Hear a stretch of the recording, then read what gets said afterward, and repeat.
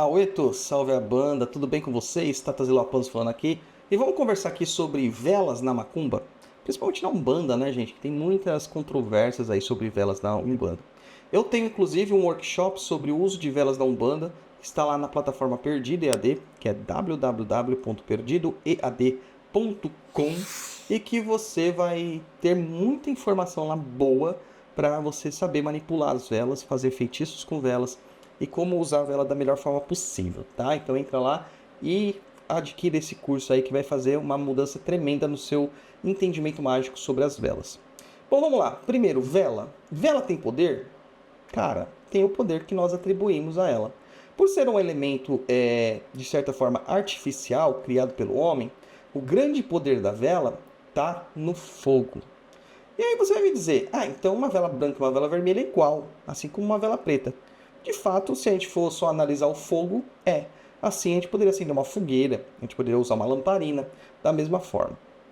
Entretanto, na magia de velas, a gente usa também a construção da frequência da cor. Então a gente associa as cores com determinados padrões energéticos, com determinadas questões na vida, com determinados orixás, determinadas entidades, e é como se a gente evocasse aquela força de forma automática. Então se eu olho uma vela vermelha acesa, eu já sei que está lá para algum. Se eu olho uma vela marrom acesa, eu sei que está para Xangô. Se eu olho uma vela ali azul clara, eu sei que está para Iemanjá. Então isso traz um gatilho mágico no nosso cérebro, na nossa mente, que se torna automático quando a gente acende esta vela. Mas além disso, as velas têm inúmeras possibilidades de serem utilizadas. Você pode utilizar os números de velas para representar determinadas situações, através da numerologia, dos odus, de numerologia cabalística, do tarô. Você pode usar vários tipos de formas numerológicas que façam sentido para você. Por exemplo, sempre acender 7 velas. Por quê? Porque é uma vela que está imantada no número 7, que é um número sagrado dentro da Umbanda, que significa perfeição, completude. Por que acender uma vela de 7 dias? Porque também evoca essa ideia do 7. Por que acender uma vela de 9 dias ou de novena? Porque evoca a ideia do 9, que é outro número sagrado, que é a novena, que é um momento de dedicação, que está ligado às almas e etc. Tá? E às vezes até ligado em Yansan, né? O 7 ligado ao Ogum, o 9 ligado em Yansan. A gente vai ter essas situações. E as pessoas que às vezes trabalham com Odus, elas vão ver lá que um representa Exu, dois representa Ogum, e assim vai. Tem várias formas de você ter essas representações também. Tá? E isso é variável conforme a sua instrução e a sua tradição. E a gente chama isso de convenção.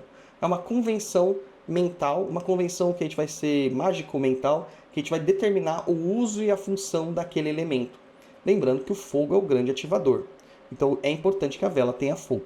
Mas dá para fazer magia com vela até com vela apagada, ou com vela nem acesa, por assim dizer, tá? Vela apagada é aquela vela que a gente acende e apaga, e a vela não acesa é aquela que a gente nunca usou. Dá para fazer. Tem uma forma de limpeza espiritual muito utilizada nas macumbas antigamente, que consistia em pegar uma vela branca, ou 7 velas brancas, passar pelo corpo todo da pessoa, ela apagada, né? Na verdade não acesa, né? Ela nunca foi acesa. E depois quebrar estas velas, falando que você estava quebrando a demanda. Em alguns casos, as pessoas até acendiam as velas mesmo, ou depois de passar no corpo da pessoa, acendia, ou acendia antes e apagava depois de passava no corpo da pessoa, falando que está quebrando aquela demanda, abrindo os caminhos dela, coisa do tipo. Então, isso se chama, de certa forma, magia simpática. E eu fiz uma live inteira falando sobre magia popular, onde eu extrapolo bastante essa ideia da magia simpática. Mas vamos entender outras questões aí, outras polêmicas sobre velas, né? Polêmicas mais interessantes aí, porque sempre aparecem nas perguntas, seja no Instagram, seja aqui no YouTube, seja nos e-mails, sempre aparece. Primeiro, eu tenho que acender vela com fósforo ou pode ser com isqueiro? Cara, você pode acender até com pólvora se você quiser, desde que você acenda. O importante é o fogo. As pessoas evocam a ideia do fósforo como se fosse algo antigo, como se fosse algo tradicional. E não, cara, o fósforo é mais moderno do que o isqueiro.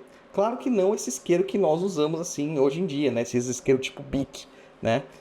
Você vai ter isqueiros de perdeneira antigamente sendo feitos daquela pedra de fogo, do sílex, E quando você bate uma pedra na outra, ela gera uma chama. E aí tem um paviozinho ali que está untado de um óleo, provavelmente, e ele pega fogo. Que é o princípio do Zippo, né, daquele isqueiro tradicional. Você vai ver que tem uma pedra lá que você risca, ela gera uma faísca, tem uma cordinha, né, que é o pavio, e esse pavio ele é alimentado com fluido de isqueiro embaixo, que tem tipo um algodão dentro dele que absorve esse fluido e mantém esse pavio sempre úmido. E aí quando você gera essa faísca, essa chama, com o ar, né, com o oxigênio do ar, ele pega fogo e mantém o fogo. Tá? Você não precisa ficar apertando ali o gás, por exemplo, desses isqueiros mais modernos que a gente tem hoje, que é um gás que tem ali dentro, tá líquido, mas quando você aperta ali ele vira gás, e você também roda aquela pedra que tem lá para gerar faísca, mas você tem que manter acesa ali, segurado daquele botãozinho para que aquele fogo permaneça. A ideia do fósforo é mais moderna, advém da química moderna, da descoberta do fósforo branco. E o fósforo não está, de fato, na cabeça do palito de fósforo. Ele está naquela lixa ao lado onde a gente risca. E aí gera o fogo, tá? Então você tem que ter esse entendimento aí. Então pode usar maçarico, pode usar outra vela, pode usar a boca do fogão. O importante é o fogo, tá? Claro que o isqueiro e o fósforo têm proporções ritualísticas diferentes. Numa entrega, muitas vezes, que a gente vai fazer para o Exu, a gente entrega a caixa de fósforos. Mas por que a gente entrega a caixa de fósforos? Com uma ideia de que é possível criar fogo com aquilo quando o Exu quiser. Tá? É uma ideia que a gente tem aí de ressignificância e de simpatia, de troca energética simpática na feitiçaria. Outra questão, posso acender vela dentro de casa? Pô, cara, pode. Claro que pode. Se acabar a luz da sua casa, você vai ter que acender uma vela. Ah, mas isso não vai trazer espíritos negativos para minha casa? Não. Se a vela for usada com esse propósito de iluminação, não tem espírito negativo que vai tomar aquela chama. É só uma luz. É a mesma coisa que você acender a luz da tua casa. Vai chamar alguém? As luzes incandescentes, elas trabalhavam com um sistema também quase de fogo, cara, com aquela questão do tungstênio que irradiava, esquentava tanto que gerava luminosidade e calor, que é o que acontece quando você acende a chama de uma vela. Gera luminosidade e calor.